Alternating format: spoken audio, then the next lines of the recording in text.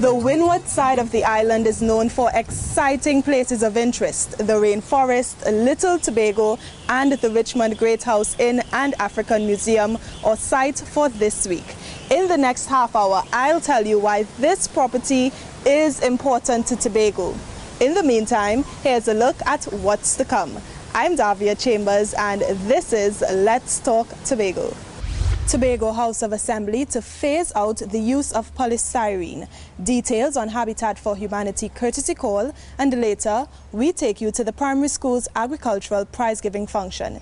These stories and more when Let's Talk Tobago continues. We'll be right back. Come, there we go to Tobago, that paradise, Bombay, Robinson Crusoe, and it is said it's the land of tomorrow. Princess Margaret say, come Tobago for holiday. Now the whole world say, come Tobago for holiday. Richmond Great House was created in the late 18th century, making it the oldest surviving plantation house in Tobago. Fire, hurricanes, and time destroyed many of the other original plantation houses on the island. Now, polystyrene products have negative effects on our health and the environment. That's why Tobago is making a move to eliminate its use and replace it with things that are environmentally friendly. Omadara Mills has more in this report. Take a look. You may know it by its brand name, Styrofoam. It's used for disposable packaging of food, and that morning coffee, or even items such as furniture and televisions. More accurately though, it's known as expandable polystyrene. It's lightweight, relatively inexpensive, and for a long time has been the preferred packaging material for restaurants and fast food outlets. But polystyrene is also harmful to our health as well as the environment. That's why the Tobago House of Assembly passed a motion to phase out the use of polystyrene foam products on the island at its second plenary sitting. And the executive is moving quickly to establish a committee to oversee the process. The formation of a multi-stakeholder team, which would include, of course, members from the Tobago House of Assembly in the Departments of Environment, Fisheries, Health, our environmental stakeholders, our business stakeholders, youth representative, and so on. So we expect that multi-stakeholder team will do a couple of things. And in the first instance, they would have to provide an action plan for us for the way forward with phasing out polystyrene products. And of course, we expect this report within a month. Polystyrene is non-biodegradable. It takes hundreds of years for the material to decompose and can harm marine life when swallowed. In some U.S. cities, such as New York and San Francisco, the use of this material has been banned. It's the same in many other countries, such as France and Guyana. But what are the more eco-friendly alternatives if Tobago is to phase out the use of polystyrene? The hot cups that we have, which all of these products, by the way, are totally compostable, made of bagasse. Totally compostable, so we don't even have to throw them into the landfill, send them to the landfill. They can be composted. Though this looks like plastic, it's made entirely from bagasse, and it's 100% compostable. 100%. The hot cups are actually cheaper than the normal styrofoam cups of this size. The division is also working to create awareness about the alternatives. A packaging exposition entitled "If It's Green, It's Good" will soon be hosted to highlight more sustainable options available on the market. Educational and sampling campaigns will also take place around the island. We want to start doing almost sample days, so we're going to partner with some of the suppliers, the food suppliers, to see if they can sample some of the products. The multi-stakeholder committee will also look at the best way to handle other waste materials and sustainable alternatives for those products. It's part of the efforts to ensure Tobago remains clean, green, safe, and serene. I'm Omadara Mills for Let's Talk Tobago. Tobago was the last Caribbean island to experience the plantation system, which comprised sugarcane and cocoa. Slaves brought in from West Africa worked on the plantations, and the products made were exported to Europe for consumption. Now, pay attention to this. Organizations are in the process of creating a system that will dispose of waste oil without harming the environment. Here are the details in this report. Waste oil from your vehicle and from industrial machinery used by manufacturing companies aren't always disposed of in ways that are environmentally friendly. But the Basel Convention Regional Center for Training and Technology Transfer for the Caribbean region and the Green Fund are collaborating to help Tobago tackle the issue. The main objective of this project is to put infrastructure on the ground that would allow a public-private civil society partnership to manage waste lubricating oils in Tobago. Waste lubricating oils are those that come from the vehicles that we drive, from industrial equipment and plant and machinery, primarily those that are associated with the power generating sector, and with other industrial types of plant and equipment and machinery. The plan is to create infrastructure that will help the island dispose of waste oil without harming the environment. The pilot project is fully endorsed by the Tobago House of Assembly, as it will further promote the island's mantra of being clean, green, safe and serene. Indeed, we have been grappling with the issue of waste oil management for quite some time. And over the last few years, we would have had one or two initiatives and so on aimed at collecting, transporting, and recycling the waste oil. Not on the island itself, but in Trinidad through Oil Mop Environmental Services. When disposed of in the open environment, waste oil contaminates our waterways, soils, and coastal areas. The project, which will result in a comprehensive disposal plan, is being financed by the Green Fund, a unit of the Ministry of Planning and Development. It seeks to understand the current waste oil management in Trinidad and Tobago, how much oil is generated, how is it disposed.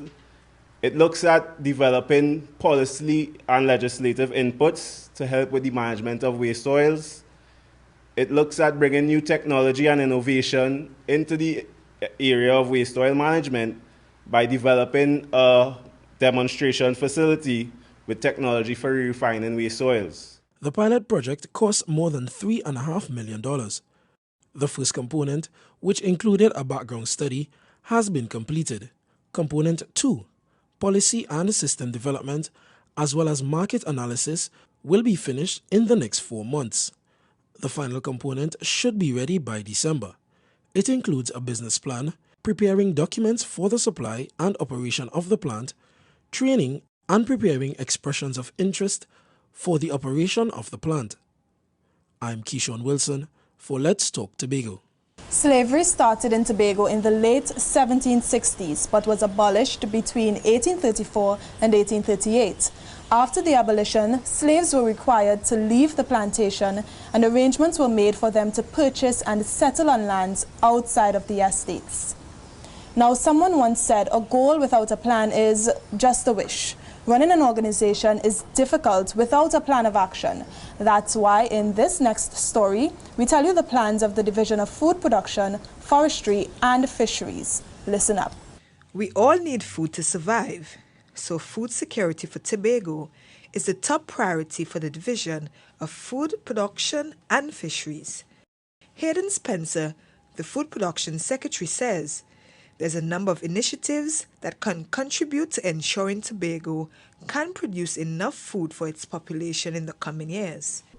We have the Boko Training Center, which we will make at Fisheries Training Center, which we will make as extra effort to have that Fisheries Training Center up and running to carry out the necessary training program for our fisher folks. Also, we will have at Kendall, the Kendall Farm School, where we do that YAPA program. We are looking at revisiting that YAPA program intensifying and upgrading that program at the Kendall Farm School so that we could have what we have, a cadre of not only just farmers, but trained farmers, trained young farmers on the island to develop the sector. The Secretary also wants to revisit several industries that he believes can help boost production as well as exports. We will revisit our coconut and our cocoa industries, develop these areas, actually making the linkages to tourism and food nutrition. We will be seeking to collaborate with our agro-processors, the Agriculture Society, the All Tobago Fisher Folks Associations, and the Fish Processors Association, so that we can collaborate and work as a team to develop that initiative and to create an intensified food and agriculture sector in Tobago. The division is also in charge of managing the island's wildlife. I am appealing now to the population that this is the opportunity to give our wildlife the opportunity to reproduce, and therefore we should cease from hunting during this closed period. The Secretary is urging hunters to obey the country's law. Transforming food production on the island will also aid Tobago's economic diversification efforts. This means a better quality of life for everyone on the island. I'm Crystal George for Let's Talk Tobago. Did you know that Tobago switched from sugarcane to cocoa as its main export crop in the 1880s? Stay tuned. Let's Talk Tobago. We'll be right back.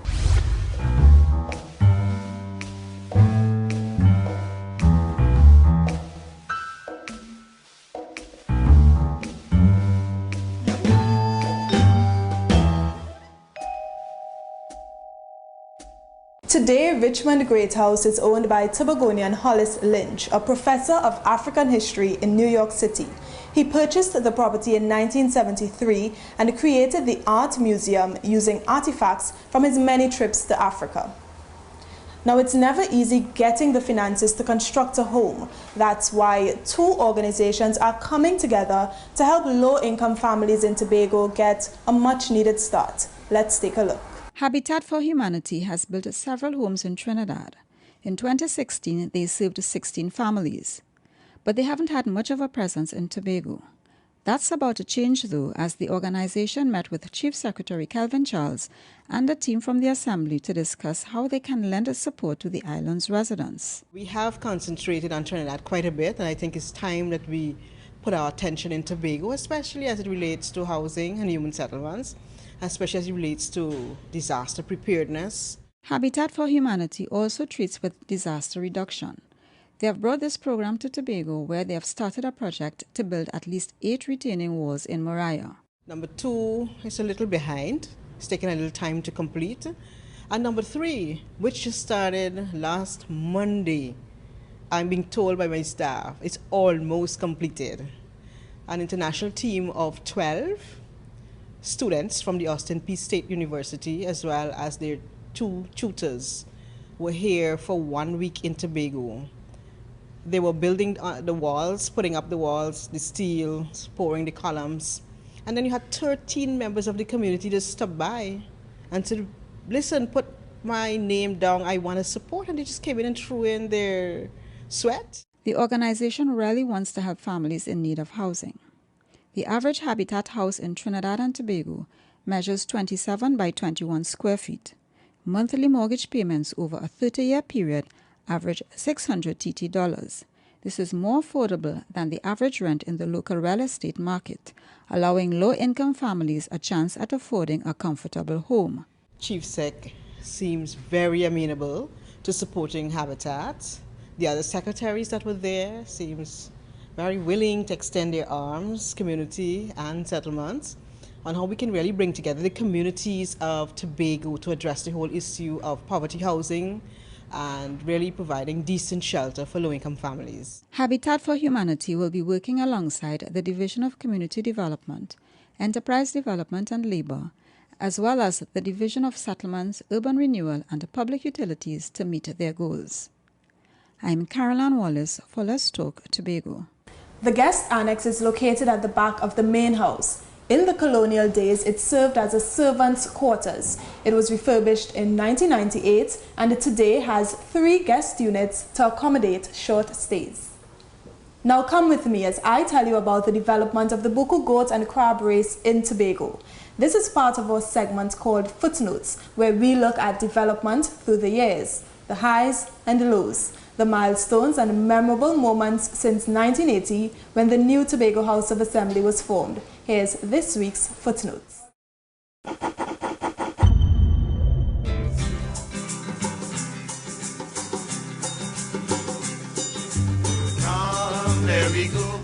Easter is a special occasion in Tobago, but it's not all about the holiday. It's also what comes just after, the Buku Goat and Crab Race Festival. After its inception in 1925, it was known as the Goat Race Festival. The event has since evolved as one of the island's biggest and most well-known festivals, drawing local fans and international spectators alike. The festival was started by Samuel Callender, who sought to create an event similar to thoroughbred horse racing, which was once popular on the island. To date, the Buku Goat and Crab Race Festival is the only event of its kind in the Caribbean. The races were held on Chance Street in Buku, but now make their home at the Buku Integrated Facility. The festival is held on the Tuesday after Easter, that's become known as Easter Tuesday. This year, the event is set for April 18th. The day starts with a street parade as families, friends and visitors chip through the streets to the pulsating music of drums and steel pan. You can visit booths where t-shirts are sold and enjoy local food and drinks. Since its re-establishment, the Tobago House of Assembly has thrown its support behind one of Tobago's signature heritage events. Every year, the Division of Tourism, Culture and Transportation helps facilitate the festival with support from other sponsors. The Buku residents are hands-on in organizing the event and managing the races and activities. But it's not just a cultural celebration. The festival has claimed a prominent position on Tobago's events calendar. This is a major, unique tourism event, and as I said, it is one of those products, tourism products, that we have to continue to bolster and build and make really, as one of the pivotal, iconic events to Tobago. A lot of preparation goes into the festival. It requires racing goats that are strong and fast. It also takes teamwork among the owners, trainers, and jockeys to get the competitors ready for this battle for bragging rights. It takes time and dedication, all right? You need the right feed, long walks, swim, racetrack exercise, all right? And, visiting the vet. The exercising starts early in the morning, roughly at around 4 o'clock. By 6 o'clock I'm finished training, prior to a month or 2 before the goat race. Now in its 92nd year, the festival's longevity is being attributed to the dedication of the Buku community. The Goat Race Festival brings families together. Even visitors attending get caught up in the festive atmosphere, becoming honorary Tobagonians for a day. It's a symbol of community spirit that's apparent in many other Tobago-based events. After the goats have had their time on the track, the eyes turn to the crab races. Blue crabs are persuaded to make their way out of the circle. This race stirs up a bit of excitement. The Buku Goat and Crab Race Festival is a significant contributor to tourism, culture and community development in Tobago. And with the continued support of the Tourism Division, it will remain a staple for the coming generations to enjoy. I'm Kearney Freitas for Let's Talk Tobago.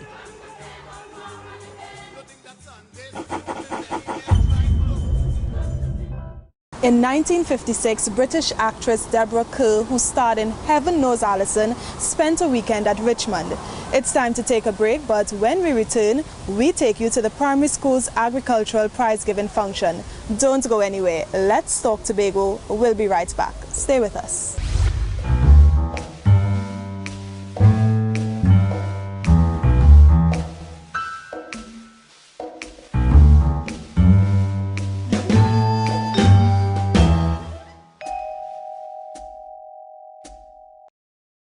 After a brief renovation period, Richmond Great House started receiving favorable attention from magazines like American Way in 1992, television features like Lonely Planet in 1999, which focused on Tobago, and prestigious newspapers like the New York Times in 1994. Grow what you eat and eat what you grow. Students from various primary schools on the island participated in an agricultural competition, and a presentation function was hosted to announce the winner. Kern de Freitas has more. Grow what you eat and eat what you grow.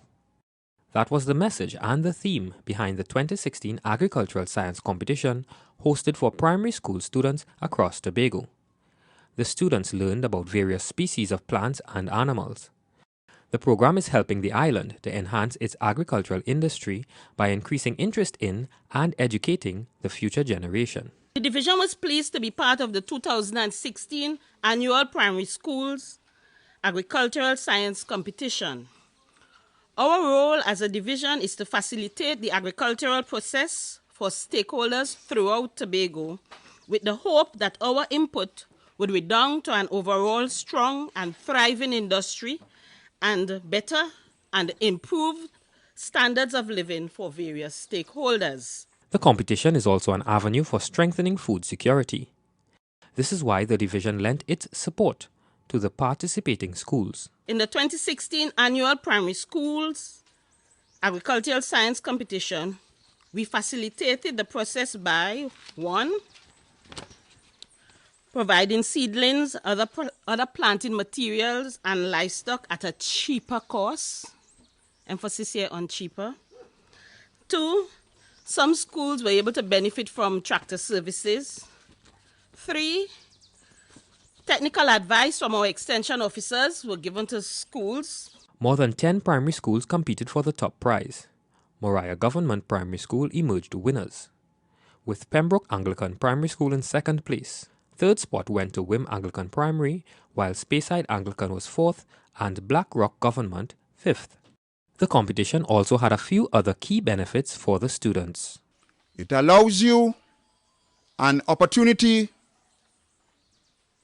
to be engaged physically as you tend to your plants, and it allows you also an opportunity to learn a little more of the importance of agricultural science.